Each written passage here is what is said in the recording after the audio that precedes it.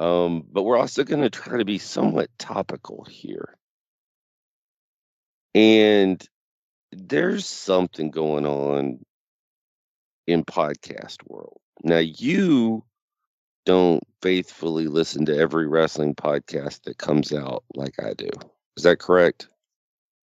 Correct. And I want you to I'm going to actually drop this part on the YouTube channel early so it's more topical than it would be if it, came out a week and a half from now. But you have been the one telling me about this beef between two well-known podcasts and well-known personalities. So please go into this because I haven't heard any of this. I'm only getting this from you. So Okay, set the stage and we'll and I comment have on it. some thoughts, and whatever I get wrong, make sure you send Mike a message and to tell Doc that he got this wrong.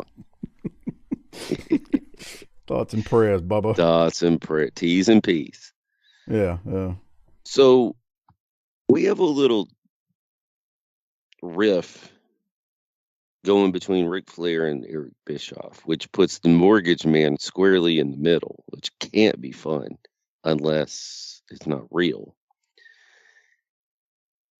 So I was pretty sure that this was a work, but I've started to maybe change my thoughts on that. So where it all started, in my opinion, is back at the Flair whatever. They had the roast. They roasted him.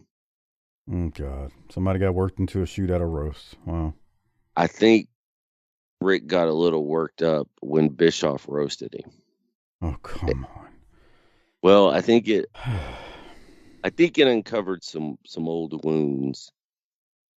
And that weekend was about Rick's place in history, and all of a sudden the guy who questions and challenges that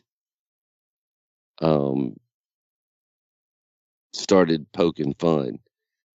The other thing that I think is maybe part of that is the major beef they had was also tied to Rick going to see his now deceased son wrestle. Russell? Yeah, he was an amateur wrestler. Reed? You mean Reed? Okay. I'm getting confused when you said Russell. Okay, go ahead. Yeah. And maybe that brings up some bad memories for Rick as well. I can understand that. I mean,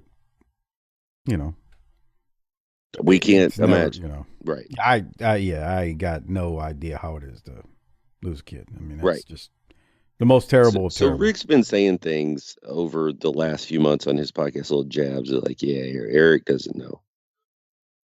And so I'm not sure who started what. But Bischoff said something like, Rick never drew money, so he went to WWF and didn't draw money and came back and didn't draw money, and that's why I had to go get Hulk Hogan. Yeah, that's BS. I mean, if you want to blame not drawing money on anything, Ric Flair drew money in his career, but you can't say you had to go get Hogan because Ric Flair couldn't draw money when the entire promotion was on its ass from years of mismanagement, starting with the era we're in right now with Jim frickin' Herd. So,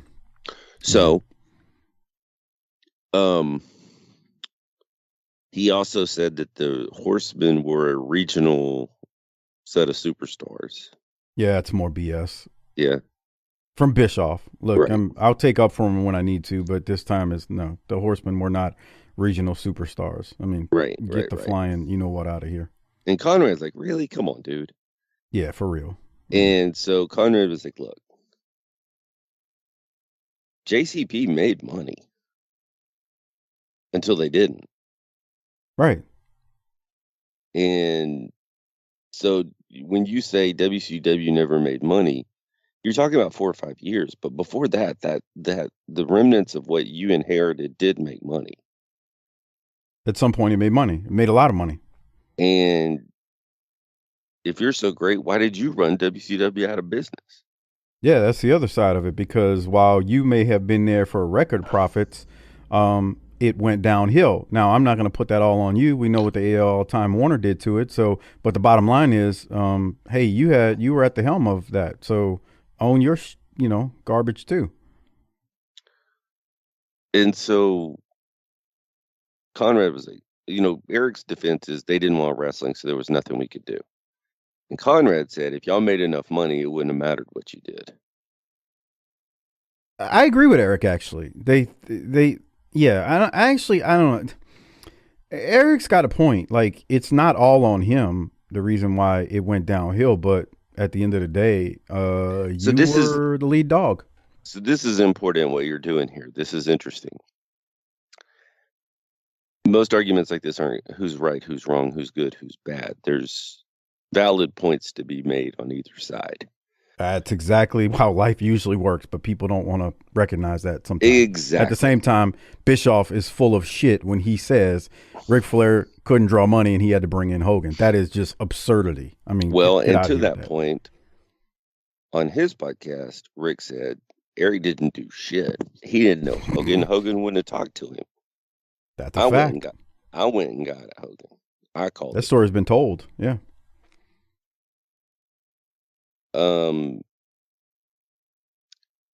Rick said that Bischoff was worse than Hurd. I don't know that that's true. Oh, wait, who said Bischoff was worse than Hurd? Rick.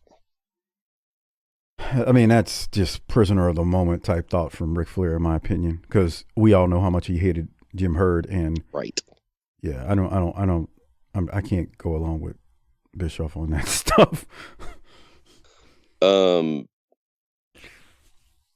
And so, we're relitigating something that's been well documented.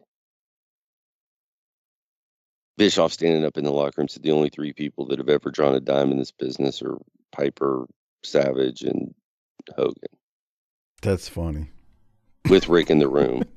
With Flair in the room. Do you think Bischoff has ever watched, the Crockett stuff from 85, 86? No, he's not a fan. Exactly. He's not a fan of wrestling. He's a fan of he's a fan of TV. You're speaking out of turn, dude. You don't know. He doesn't know that. It's just. He's not a fan of wrestling. He's a fan of TV. Yeah. And he wants to present himself as the strategic business mind when he's really just kind of a sleazy salesman. He was in sales. Sell me this pen. Yeah. And he sold his way to the top. There's no reason he should have ever been picked to take that role. No, and more power to him, dude. If you can pull it, be if political you can super enough kick your way to the top, then I guess. Bruh. I don't want to break kayfabe, but you and I had this discussion, well, not just this week, but hundreds of times in the last damn near 10 years. The key is how do you bob and weave and not get hit by one of those 1,000 super kicks? Bruh. But that's, yeah, I mean, you're on to something there. So they're going back and forth, and Rick's pretty heated about it. Mm-hmm. And just like, this clown was a clown kind of stuff. But fucking fool. And so at this point, I'm thinking, this is a work. Conrad's working. To be clear, when you're telling me this at this point, I'm like, this is a work, dude. I'm not buying this nonsense. They're going to StarCast in Australia, or there's some Top Guy weekend thing, or they're trying to set something up, and they've been working it since the roast. It's not just that. I don't even look at it from that angle. I just look at it from the fact that, like, when people, what's the angle? Well, the angle is more ears on these podcasts. The other angle is, I'm assuming they got these things clipped on YouTube. So guess what else gets dinged every 2 seconds or more than that? You're getting nothing but clicks for these drops and sound bites and YouTube clips. And It's making money. I know, like I. Here's the thing: the controversy and the bickering makes money, whether there's a real fight or not. In today's Jesus Christ, Doc, I can't believe I'm saying this. Digital platforms, the controversy of these two bickering back and forth like two old idiots makes money. It just does. That's how the world is set up now. Well, after that,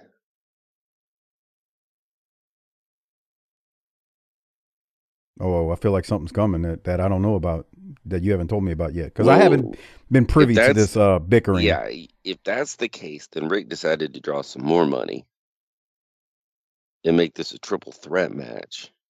Oh, what happened now? He went in hard on JR. Really? Yeah. What did he say about JR? Now I'm intrigued. He said JR used to. Somebody was asking him. So it was on the recent podcast, JR, somebody asked JR what he thought about Johnny Ace being fired. And I guess it I was did see that. JR was expected to take the high road, and he just said, "Look, that guy caused me a lot of anguish, and I hired him, and I gave him a chance, and he had a family, and the way he acted towards me, now he gets to feel it. So be it." Yeah. Yeah. And so somebody asked, Connie asked, Conrad asked Flair about his thoughts, Johnny Ace and JR, and he goes, "Well, I know them both, and I would have called JR my friend, but he lost all my respect." Because of what he said about because of what he said about Johnny Ace? Because of what he did on the dark side of the ring. He goes, they let some criminal come on that show and tell their story, but I never got to tell my story. Oh, Flair didn't get to tell his side of the story on the plane ride from hell. Is that Yes. what he's saying? Yeah, and he goes, that cost me $500,000. Well, who's the criminal that they let on? That lady, the flight attendant, she's been Okay. like, you know, jewelry thief too. Refresh my memory. Did they say during that Ric Flair that they tried to contact Rick? I'm trying to remember if they even I tried don't to remember contact that, him. but JR was kind of like, we probably should have done something, but he got away with it because he was Ric Flair. Okay, so that's And what Flair was mad at Flair's. him for saying that about him instead of Gotcha. sticking up Okay. for him, and was like, "You cost me So a half they've a million turned this dollars. into. We're They've supposed to turned be this. Go ahead. I'm sorry. we're supposed to be tight, and this is what you did." So they turned this into a three-way dance now. And Shit.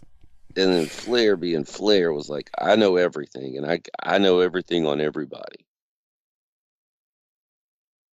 I mean, he's been around like I firmly believe when you live and work with folks, you really get to know them and you get to know them well in an intimate way, like not intimacy, but where you know folks.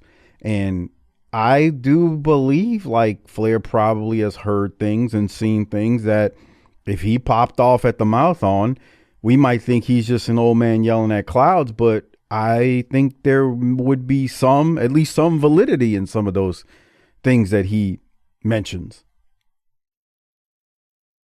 whatever they are. I mean, just the odds say, would you agree the odds say he probably knows some things that wouldn't be, I don't want to say are criminal, but would folks wouldn't look too favorably if he popped the cork on some stories. Right. Not defending him, not saying the plane ride from hell. I don't. We already talked about that on our Patreon feed. So become a patron if you want to hear us review that. Because wow, what a episode that was. tinyurl.com/Patreon BTT. But yeah, I'm not defending Flair here. I'm just saying, boy, he probably does have some dirt. Once again, it would sell if he did pop off. Maybe he's not trying to get in the ring. He's trying to get people to click. But go ahead. Um. So if we're working, I guess we're working a whole thing. And here's the other problem. I could say work, But we all know Flair's emotional. Yeah, he's throughout the years has proven that. And so it's possible that they were working at Bischoff and Rick angle, and in the middle of the pod, Rick just decided to start shooting. I don't know. He definitely loves going off topic. Like I've Well, they listened were to a supposed to few be of the. talking about Mean Gene on this episode of their show, and they never once talked about it. Yeah, that's what I'm saying. Like when I've like watched a few of the YouTube clips from like his Madden show or just various episodes he's done, like they'll ask him a question and he'll start to talk about it, and then he's like Hopper, dude. He's like a freaking bird that flies off into the ether and starts on a whole nother story. And you're like, wait, what the what? It's like what? Like I mean, people that listen to us probably have heard like Teddy Hart on podcasts before and how his just mind's just everywhere. It's not that bad, but they just don't have that attention span. They just fly off into another topic, and you're like, wait, what did we do to get here? And with Hopper, we let him run with it because it Right. generally leads to Bigfoot rants and all kind of bullcrap. But or just life lessons with him on who to date. It's weird, but I don't know. Flair's attention span, man. He just goes off on a whole nother topic. So I Yeah, guess so that's I'm what not. happened here. Well, I guess we'll find out. All I know is I'm sitting there listening to Conrad, and he's either working and squirming, or he's really squirming because he's got all kinds. He's got pods with all these fellas. Yeah, see, that's the common denominator. That's the part that gets me. Not that people can't be friends with people who are beefing, because in my life, I say this all the time. If you got a problem with somebody that I'm cool with or okay with, that's your problem. That's not mine. Until that person does me wrong, I treat them fairly. I treat them Or well, crosses some pretty big lines. or crosses some big line. Like you don't see it, but I get this a lot on social media. Man, did you see what such and such said? And it's a listener telling me what another listener said. I'm like, unless they cross some line of me from a moral standpoint, we're talking about like this person said they want to kill puppies, or death to all women, or they're a womanizer or a woman abuse. Like that's something I'm like, yeah, that's foul. Screw that person. But if it's just like some just bickering thing between the two listeners, I ain't got time for that. Like This over here, more than you always go, well, this is a politics free zone. More importantly, we're drama free over here. drama free. Jesus. The biggest drama we have is what Harper not time being on and or time. if we can get the superstar to pick up the phone.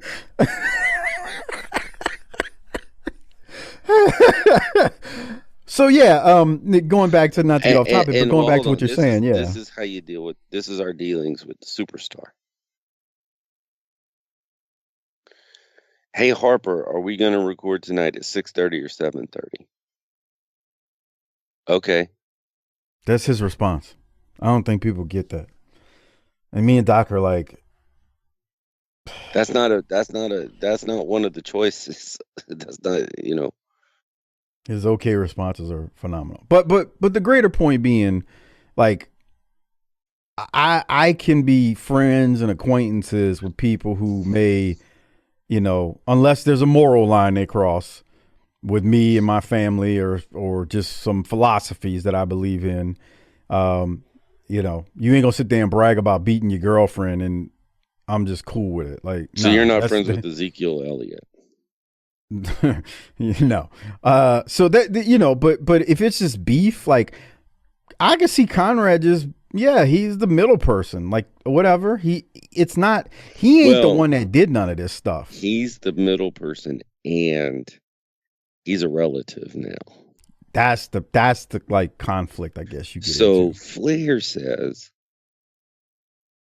Bischoff says he's close to you. He goes, every time I run into Bischoff, he says how close he is to you and my daughter. And I'm like, why? Wait, who said that? Flair said that. Every time I talk with Bischoff, Bischoff tells me how close he is with y'all. Oh, how close he is with Conrad and Yeah. Conrad's wife, which is Flair's daughter. Okay. And Rick goes, so Conrad, was he at Thanksgiving? Which I don't understand. And Conrad's like, well, no, but he's always welcome, I guess. Talking about Right. Bischoff. And Flair goes, well, I talked to Megan, who was, watching TV while this fool was trying to fire me and all this stuff. And I asked her, I said, Bischoff tells me y'all are close. What's the deal there? And she's like, don't listen to him. Oh, okay, the daughter said that. Okay. Oh, man. So the family dynamic makes the work real complicated. I guess, but even then, you're talking about a daughter who was raised around That's the true wrestling too. business, and she knows how it works, and she is not immune to, you know, ignoring a work. She can be involved in a work. She might not be a worker, but I'm not saying it's a work. I'm just saying, like, you and I have had this talk a million times. My radar is always up for if something is quote unquote really real. And that's where I'm at with this one. Okay. I think that's fair.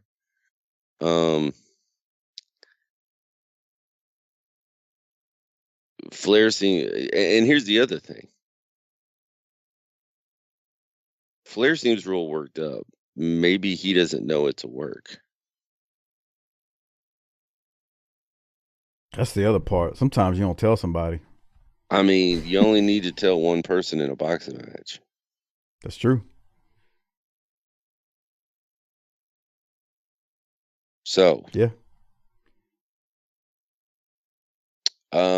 we'll continue to track this story. Cover the event. Yeah, we'll continue to use our special industry insider position and privilege to cover something. So let me ask one thing and we close it out. Yeah, That way we can close out the segment for YouTube and for anybody listening. So in a nutshell, do you think that this is a work, or do you think, what's your quick synopsis information? I think it is a work that's slowly turning into a shoot with Rick. Yeah, I can And see that Eric too. may be trying to play along thinking we're working, and it turned into a shoot and he's not aware. Okay. It's plausible too. That's the thing. There's no either or with these things, especially in wrestling. Because there are times when guys are like just having fun and busting balls, and it turns into, screw you, I want to fight you. Right. Like that. I mean, you see that on the mud shows, and it's just more intense on the higher levels. It is what it is, man. I mean, okay. So, good discussion. Good discussion. I really was curious. You've been telling me about this as we ate up the first 25 minutes of the show, but it was really good. Hey, so let's move along on that topic. I do need to give a shout out to our largest page contributors monthly, Disrespectfully Classy, Marky Blassie, Mike Childers, Joe Ice, good old Justin. Thank you for your generous support on Patreon each and every month. It's greatly appreciated.